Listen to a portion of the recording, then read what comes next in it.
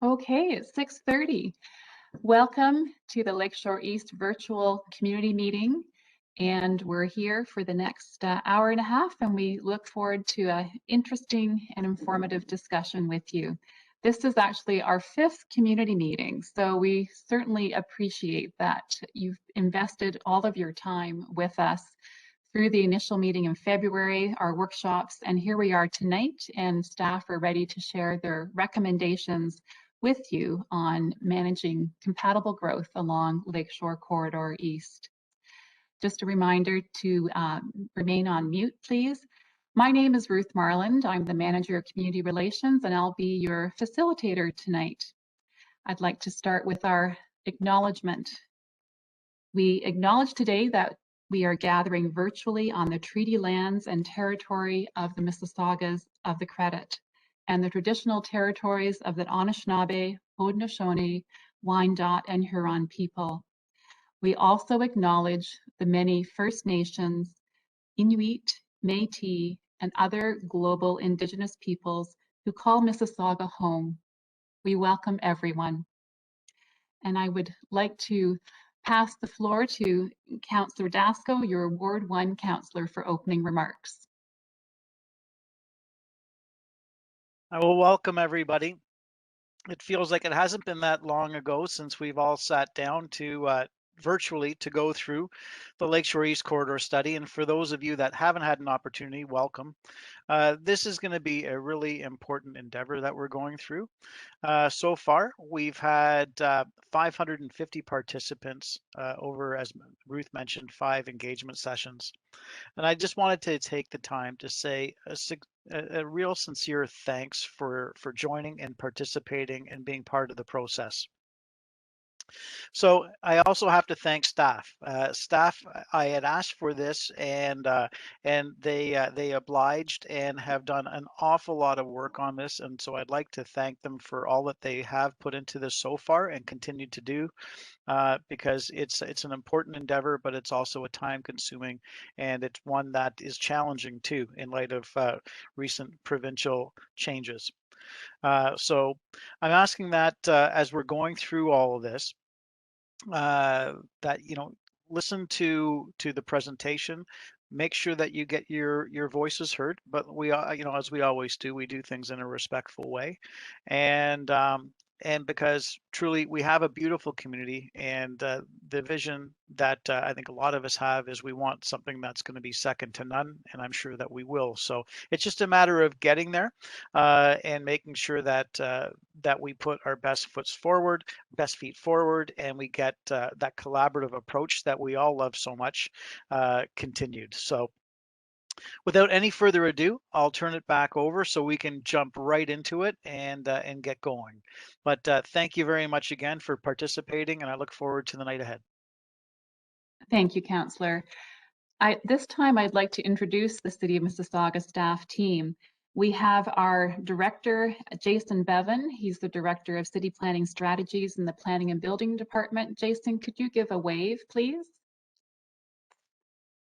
And we have Karen Krause, who's the manager of planning programs, who is responsible for the study, and Robert Ruggiero, planner and project lead for the study. Sharon Mittman is here. She is our manager of urban design. And Chris Rouse is our director of development and design, and he's here as well. Our meeting producer tonight is Jasmine Chandy, so she'll keep the meeting flowing for all of us. So thank you to everybody. So Jasmine, if you wouldn't mind popping up the agenda slide, please. So similar to our other meetings, we will have a presentation format followed by questions, and we'll organize the questions because some of you have been very good. Thank you for submitting some questions when you registered. So that's been helpful to assist staff in preparing for tonight. So, and as I said, we've got about an hour and a half. So our goal is to continue with the presentation, hear your questions, and give staff time to respond. And we hope to conclude at 8:15. So that's just a high-level overview. Okay, and Jasmine, the next slide, please.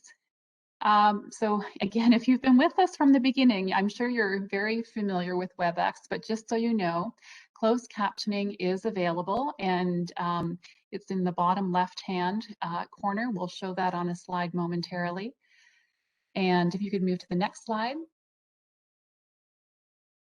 And through the meeting, we did have over 100 registered. In fact, I think we were close to 150 registers. So there's quite a number. So we would suggest that if you would like to raise a question or have a comment, please use the chat box. And if you're using WebEx on your phone, you have access to the chat box. And there may be an opportunity, again, depending on the numbers, we may be able to open it up for verbal contributions, so you can raise your hand. And if you're calling in on the phone, you can also raise your hand by pressing *3, and then to speak *6 to unmute yourself. Next slide, please.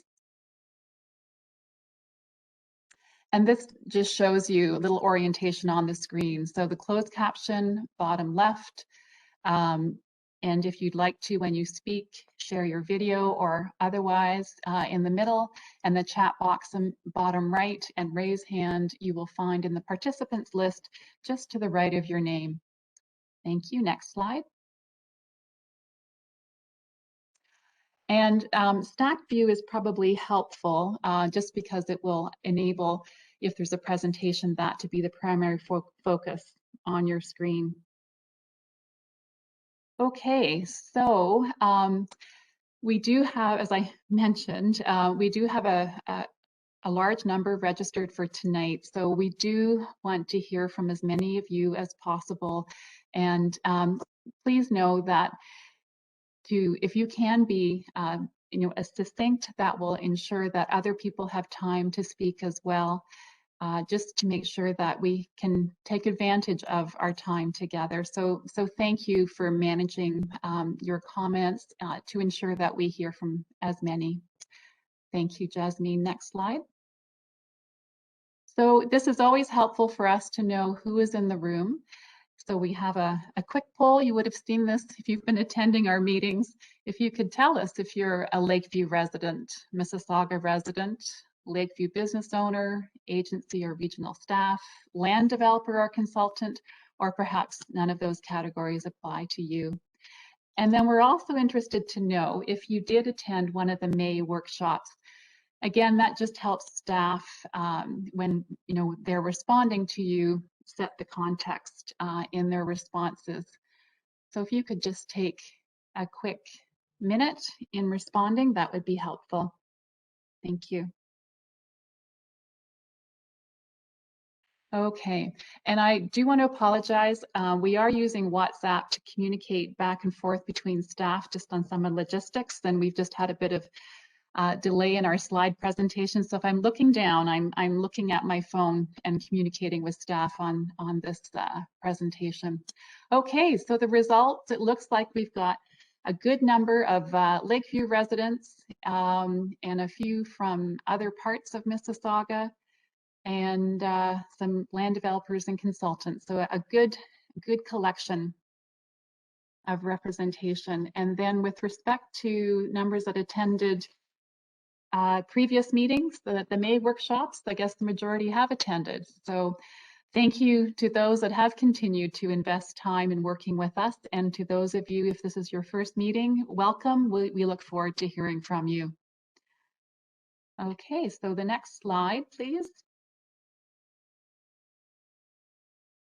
Oh, I'm sorry. So at this point, Jason is going to start the presentation, and then Robert will take over, and then from there we'll get into our questions. So Jason, over to you.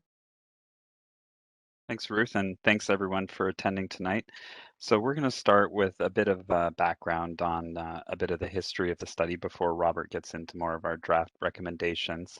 Firstly, in large part in concert with Councillor Dasco's office, we wanted to undertake the study to confirm that the vision for the area is still appropriate. And we will get into in a moment, but we really heard quite frequently we want a main street, retail, mixed use feel along the corridor. We also have within the study area provincial major transit station area requirements, mostly on the eastern part of the corridor. We'll show the slide in a minute, and we do have some requirements that we must conform to a certain minimum density of 160 people and jobs per hectare around transit station areas. We also wanted to assess the general applicability of the 4-story height limit, which applies on many sites presently in the corridor, and just to see if that is still fits with current planning policy and the city structure in the official plan. We wanted to look at how the existing policies fit with recent development applications, and in many cases, those recent applications are exceeding the 4-story height limit by a large degree, not just a few stories, they're significantly higher. We also want to articulate our urban design principles in policy a little better than they presently are. So that's some of the reasons we undertook the study, and we'll get into some of the findings of these bullet points in a moment. Next slide, please. What's guided our recommendations? We've really separated into 2 different categories. One is the official plan perspective, and the second is more of an urban design perspective. So for those who aren't aware, the official plan is really the guiding document that growth is required to adhere to in Mississauga. Now, of course, under provincial rules, applicants can always propose an adjustment or a deviation from that official plan and ask staff and council to consider that deviation. But in general, the OP is really the guiding document that sets the vision for growth across the city. So Lakeview area is also subject to local area plan as well in the official plan, which just provides a little bit more granularity than a standard official plan regime. So really what guided our recommendations, we want to ensure that the corridor is a mid-rise Main Street style corridor with retail opportunities provided at grade to really create a favorable pedestrian environment so people can live in the area, walk and get a coffee or groceries, or even work in proximity to Lakeview or else in another area of the city, Port Credit, or also along the LRT corridor, or even outside the city. We want to really create that feel. Now, in terms of the official plan structure, we wanted to look at Lakeview and specifically some of the height and urban design principles in the context of what's occurring in other areas of Lakeview. Of course, we have the large development application in Lakeview Village, just to the south of the study area. And also there are adjacent developments, large developments, of course, in Brightwater and some proposed developments along the corridor and elsewhere. So we wanted to look at the context in Lakeview along with what's going on in elsewhere, and also the overall city structure, of course, as well. For those who are familiar with our official plan, we have a hierarchy of development with the downtown urban growth center being the area where the highest intensity of growth would occur, followed by major nodes, community nodes, and down the line until you get to neighborhoods, which are expected to have the lowest intensity of growth. Now we also have MTSAs, which are provincial requirement layered in there. So we are trying to ensure that what we're proposing for the Lakeview corridor fits within that overall structure. One thing that we've highlighted in our prior presentations is the area really the composition of the corridor has quite a variety of lot depths. Some are quite deep, which could accommodate obviously larger buildings, whereas others are quite shallow, just given the historic corridor nature of the corridor and the growth that occurred many decades ago. So we think a one-size-fits-all approach wouldn't really work. So you'll see Rob will walk us through our policies that actually adjust our heights based on the lot depth, which we thought was important given the context and the adjacent communities to the north and south of many of the development sites. We also wanted to ensure that what we're proposing adheres to the MTSA requirements and those transit supportive densities. As many of you are aware, there is a BRT proposal for the eastern chunk of the corridor. So we want to ensure that the densities we're proposing fit with those provincial rules. We also want to ensure that we're consistent with existing built form, existing buildings that exist and that character, as well as recent approvals from council on some of the development sites.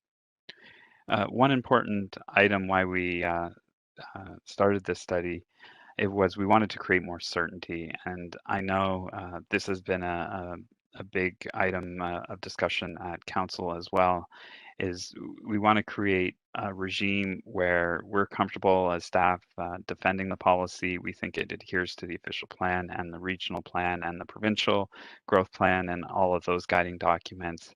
And we want to create that certainty so that we aren't facing these development applications that are quite different than the existing in-force policy. And we believe that certainty will help the community understand the development that's likely to occur in their neighborhoods over a long horizon, of course. And also we think it'll help create certainty for landowners. When developers are looking to pay for land, they're trying to anticipate what density might occur on a site. And we think some of the existing rules are out of date and they might lead to developers overestimating what they think they could achieve on a site. So we want to create a little more certainty for all parties involved in the development process. Next slide, please. We have our colleagues from Urban Design with us tonight, and they'll be pleased to answer any detailed questions. But just at a high level, during the workshops earlier on, we really highlighted the importance of step backs and angular planes. And really what those principles do is they create a more pedestrian or Main Street feel along the corridor and ensure there's proper view corridors, sight lines, sun and shadow impacts are mitigated. So we'll see some of the urban design principles in a diagram, but they're an important part of the study because we really acknowledge that many areas along the corridor do have low-rise residential communities in close proximity. And there are ways where we can achieve what we want on the corridor, which is some reinvestment with buildings that help enclose the street, with retail at grade, but also are sensitive and have lower urban design impacts on adjacent communities. Next slide. So we've also received some additional comments throughout the course of the study that we'd just like to highlight, and some of them have are related to our study, but there's other groups at the city beyond planning that are involved as well. So firstly, we'd like to highlight the fact that we have absolutely acknowledged that there is a significant amount of growth occurring in Ward 1 and in Lakeview. We're looking specifically at the corridor, and but we acknowledge there's areas around Lakeville Village, Dixie Outlet Mall, Rangeview, of course. There are other development sites occurring that are quite significant in terms of the population in the future out to 2051. So our area, we acknowledge that additional growth, but we're specifically looking at our adjusting policies for frontage properties along the corridor. And some of that cumulative growth, of course, ties into some of the transportation impacts. I'd highlight the fact that our transportation work colleagues are undertaking a transit assessment work, and a public meeting is likely to be coming in July. So date to be determined, but just stay tuned for that. So they're going to really take the Lakeshore Connecting Communities as a base and then move it to the next more detailed design level as well. And also we've had some comments about parkland along the corridor, and we've taken some of those comments back as staff as well, particularly comments in Rangeview around potentially doing some additional work around creating a green corridor, if you will, adjacent to Lakeshore through Rangeview. So that's something we've heard and we're looking into as well, and we will follow up with those who are interested in that issue in the near future as well.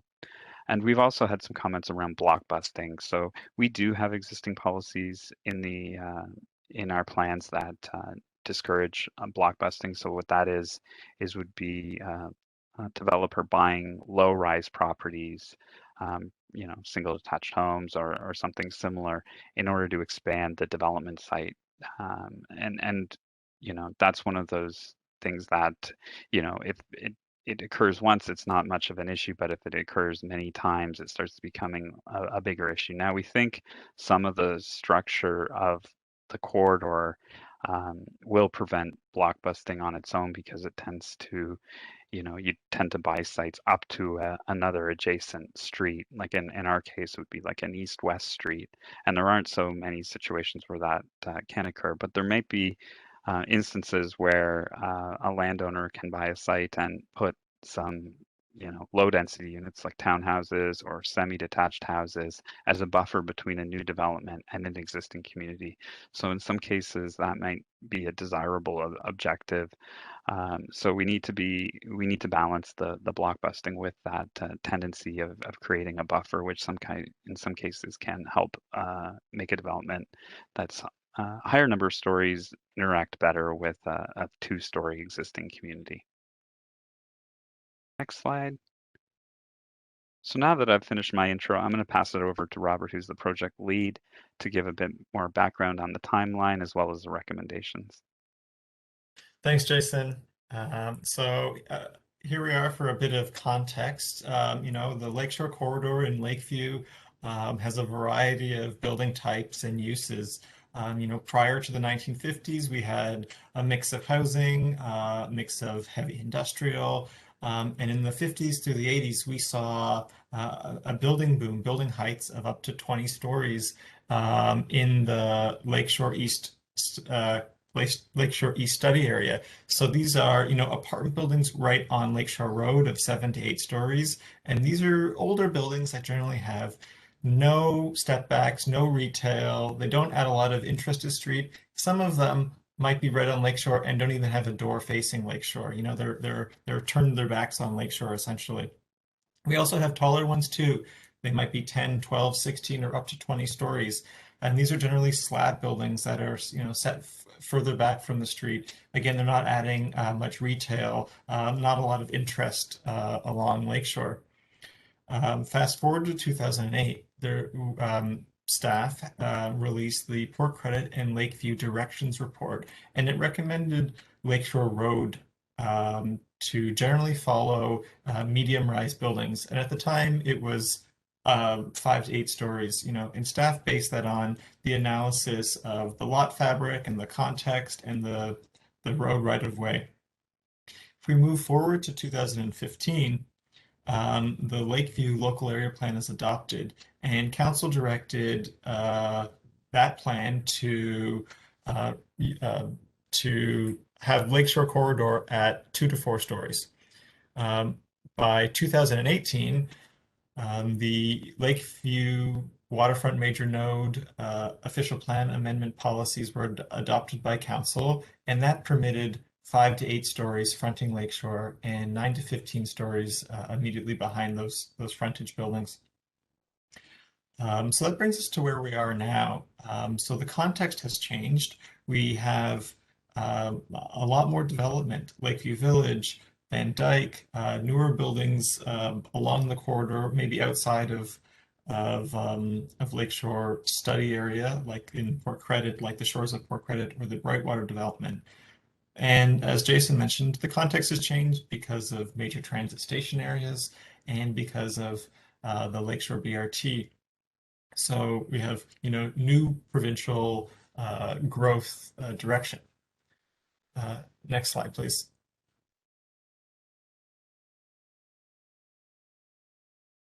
There we go. So we've seen a change in the nature of development applications on our corridor.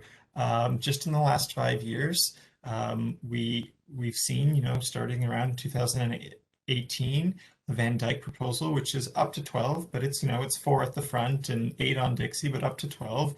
That was 2018, approved by Council. But then in 2020, We had a lot more development applications, starting with the Peel Living building at 7 stories. Next, there's the beer store site that came in at 12 stories. And then most recently, the application by City Park Group for 15 stories at the corner, the northeast corner of Lakeshore and Dixie, and that's up to 15 stories. Next slide, please. So what we've heard from the community and what we've heard from our May workshops confirmed what we heard in February. And I wanted to thank everybody for attending. You know, we had about 200 people who were able to attend our May workshops. And we were able to add more nuance based on those kind of meetings and that kind of engagement. We were able to, you know, dial it in a bit more for the key messages that we heard in February. Again, some of these topics are outside of the scope of this study, but we can share this information with our partners in Transportation and Works, in Parks, with our official plan review team, or with our colleagues working on the Lakeshore BRT. You know, for example, many of us sit on the extended project teams for the Lakeshore BRT project or the TPAP, which is the Transit Project Assessment Process. So we sit on those core teams and we can bring this information to those meetings. Next slide, please. So as a reminder for our study area, so our area is this dashed red line, and it is from Seneca Avenue in the west to Etobicoke Creek in the east. And we're only looking at those frontage properties right on Lakeshore Road. So the official plan heights in our Lakeview local area plan, we have a height map in the Lakeview local area plan, and you know, it identifies additional height in a few places. And you can see that, for example, the 14 stories on the Shoppers site, which is in the middle of the screen, you know, west of Cawthra on the north side of Lakeshore. Generally, the area in the red dashed line is a 2 to 4 story height limit. The neighborhood is mostly 1 to 3 stories, but there is this pocket of medium density land use permitted along Cawthra. And I think it's important to point out that, you know, that's how our official plan and many official plans grow, and in direct growth is to put it along corridors like Cawthra or Lakeshore, you know, our major streets. And I wanted to point out that this is also not an as-of-right zoning map. So, you know, zoning applications would still be required on that site, for example, that Shoppers Drug Mart site that says 14. So they would still come in with the zoning application, provide all the studies and all the information, and we would be able to dial it in, get the site-specific information that we need, and, you know, ensure that we can minimize impacts, etc. And I've also pointed out the blue dots are the, you know, active applications that were submitted prior to this study, and those are going to be evaluated on their own merits. Next slide, please. And this is just the eastern half of the corridor, and you'll see that there's a cluster of taller buildings toward the eastern half, which is, you know, closer to Long Branch GO Station. Next slide, please. So just a brief slide on the draft major transit station areas, and they are drafts, so they're in review by the province right now. A good portion, more than half of our area, or our study area, are overlapped with draft major transit station areas. And these areas have minimum density targets by the province. As I said, these boundaries are in draft, so the boundaries might change. And if the boundaries change, those kind of density calculations that go with it change too. Right now, by having the boundaries relatively confined to the study area, you know, just those properties facing Lakeshore it makes it easier to achieve those density targets. And even with the development that we're expecting, again, I wanted to remind that these are minimum targets. So even if we achieve development in this area, these are minimum targets, and the province hasn't set a threshold for maximum density. Next slide, please. So we're moving into the draft policy recommendations. So the majority of Lakeshore Road is comprised of small lots. So these are lots that are generally not very wide and not very deep. And so based on looking at the lot fabric and the input we've heard from the community, the analysis of what we think is feasible constraints like underground parking, we think that 4 stories for the small lots would be appropriate. Just as an example, the small lots on the corridor would be similar to the Indwell project on Lakeshore. It's a relatively shallow lot. It's not feasible or economical to build underground parking, and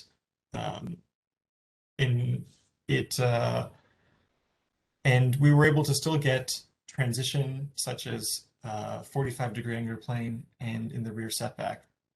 So even if development does happen, 4 stories is permitted along most of the corridor already. But if it was rezoned from the existing zoning to allow the 4 stories, we would still want to see that 45-degree angular plane and have that rear setback.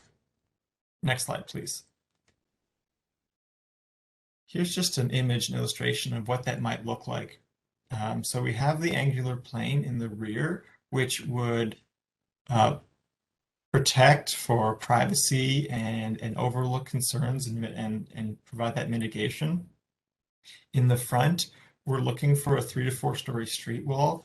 That's comfortable level that provides a sense of enclosure. It gives something to balance the width of the street and something to protect pedestrians. We're looking for a bit of a front setback, from 0.6 to 3 meters, depending on utilities, and that's in order to protect for space for street trees, so we can have a great sidewalk and patios and whatnot. And once you put all these things together, the height is the final consideration, but it's often mitigated by that angular plane. In this case, these smaller lots would be 4 stories. Next slide, please. On larger lots, so larger lots deeper than 40 meters in depth, we think 5 to 8 stories would be appropriate. So we looked again at the width of the street, the lot sizes, the lot depths, the lot fabric, the lot pattern, the lotting patterns. For example, if there's a laneway or a street behind, that kind of affects how the buildings might look or feel. And we've looked at the context. As I mentioned earlier, there are 7 to 8 story buildings right on Lakeshore, and they've been there for decades. And we also looked at our urban structure and how we have mid-rise buildings for the Rangeview lands. And we don't even not only do we permit the mid-rise buildings of 5 to 8 and 9 to 15 in Rangeview, but we require mid-rise buildings fronting Lakeshore and Rangeview. So we feel that 5 to 8 stories is an appropriate height for most of the corridor, or for most of the large lots in the corridor. Next slide, please. So, these same 4 things that we saw earlier, angular plane in the rear, it helps protect that privacy, sun and shadow impacts from a neighboring 2-story house. And it also would essentially dictate what's the ultimate height that could be.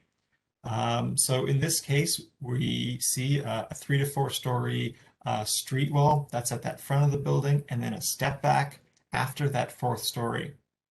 And at the front, we're looking for an additional setback. So not just from where the sidewalk is or where the existing property line is, we're looking for additional space. So we are protecting for, you know, a wider sidewalk than what we have currently.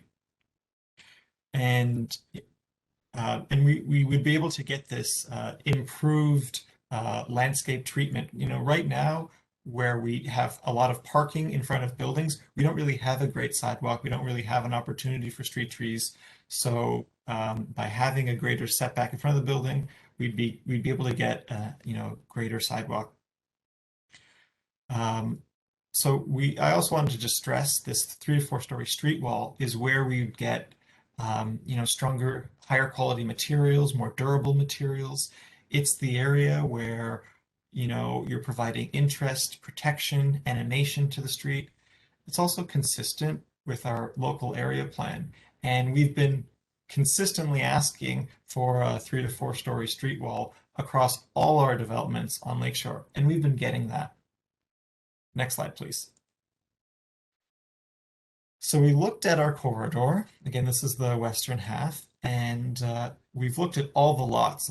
And there's 137 lots fronting Lakeshore in our study area. And, you know, just by looking at the lot fabric, it's immediately evident that there aren't a lot of lots that could develop into more than 4 stories. We think that there's only about 8 lots in total, 8 new additional lots that don't have any existing height permissions that could be redeveloped.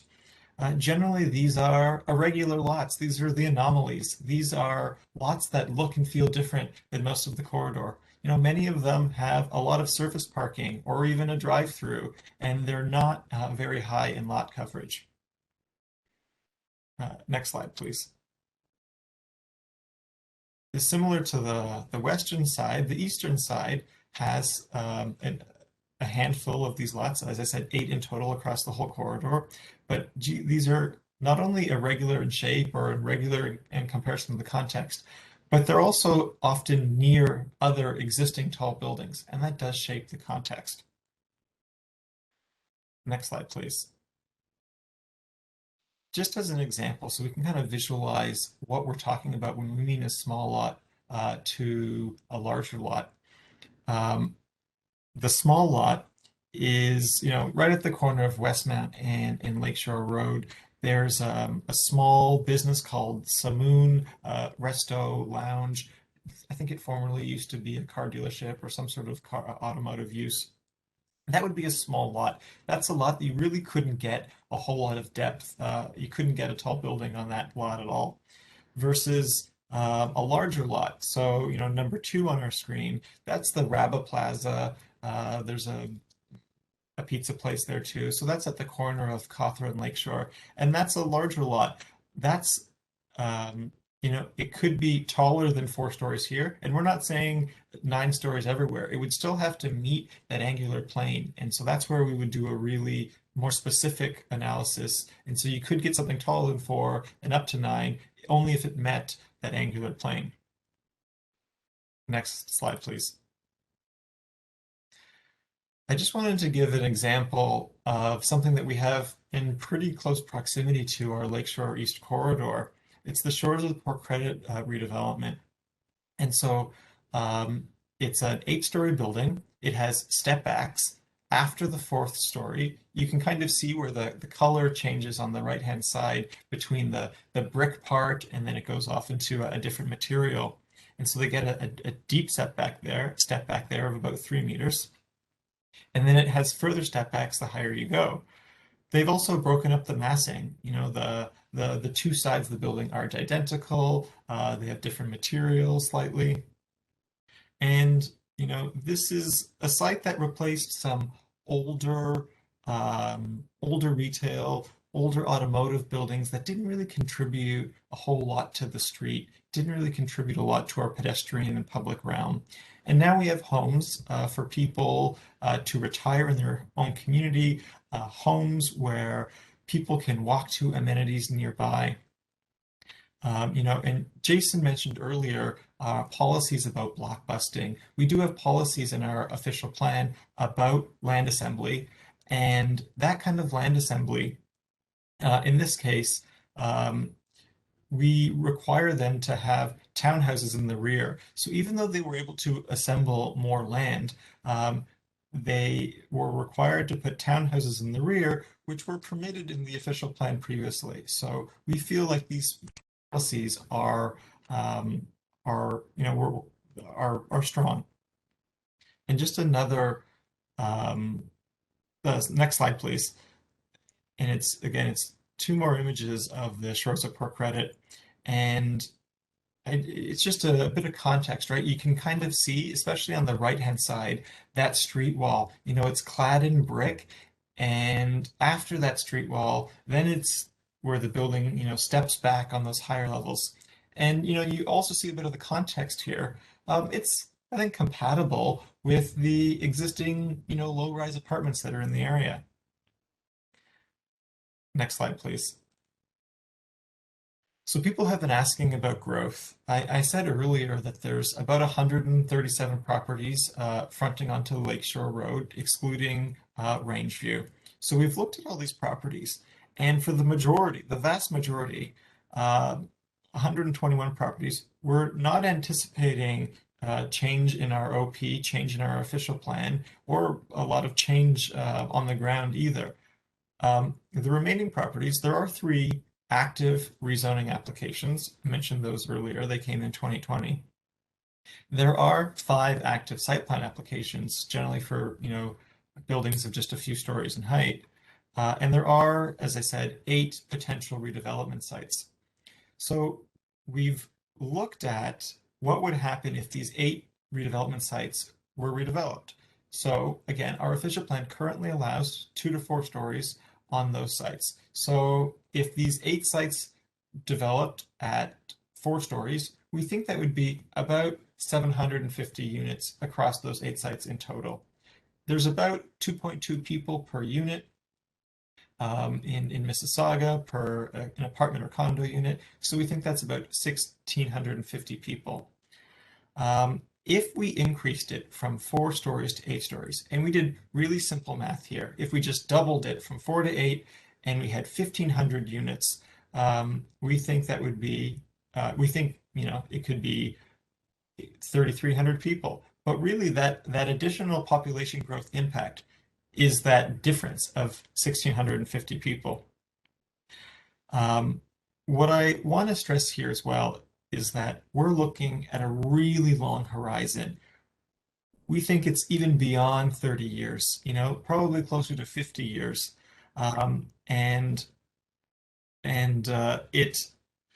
It's unlikely that these sites and all the other development sites in the area could redevelop at the same time. I also wanted to remind all of us by looking at this image, the taller the building, the narrower and smaller the floor plate. And so, generally the 8th floor or the upper floor is about half the size of a lower floor. So it has, less impact and fewer people. All right.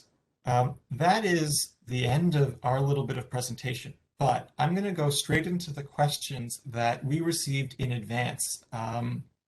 Because many of you were able to submit us questions in advance, and so I'm going to take a first stab at answering these, and I've grouped some of them just into what we've heard into themes.